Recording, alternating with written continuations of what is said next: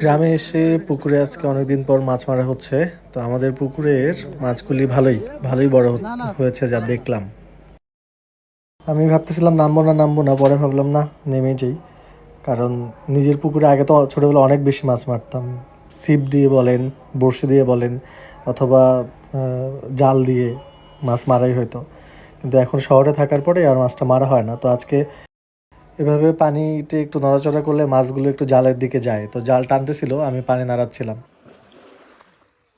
তারপর জাল টানা শেষ। এখন আমরা মাছগুলো, অনেকগুলো মাছই আটকেছে, আস্তে আস্তে আমরা এখন মাছগুলোকে একদিকে নিয়ে আসব।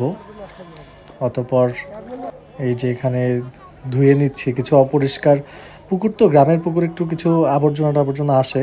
আর মাছ দেখতেই পাচ্ছেন, বড় বড় সিলভার কার্প, রুইও আছে। তো তার চেয়ে বড় ব্যাপার, দারুণ ব্যাপার যেটা হচ্ছে ছোট মাছ, অনেক ছোট মাছ, মৌকা মাছ বলে আমাদের গ্রামের, মানে দিনাজপুরের গ্রামের ভাষায় বলে মৌকা মাছ। সাধারণত এটা হচ্ছে মলা মাছ থাকে। আর এই বোতলের মধ্যে একটা মাছ ঢুকে গেছে। অতপরে যে দেখতে পাচ্ছেন ছোট ছোট, এগুলোকে আমরা মৌকা মাছ বলি। আমাদের এদিকে মৌকা, চোপড়া, মানে এগুলো হচ্ছে পুঁটি, মলা মাছ। এখন চলতেছে হচ্ছে মাছ বাছা আর কি। ওই ময়লার মধ্যে থেকে ছোট ছোট মাছগুলোকে বেছে নিতে হবে। তারপর এদিকে চলতেছে মাছ কাটাকাটি, কারণ আমাদের এখানে মাছ কেটে তারপর ভাগ করতে হবে। কারণ বেশি মাছ ওঠেনি, আর শীতকাল তো মাছ একটু কমই উঠতে চায় আর কি জালে।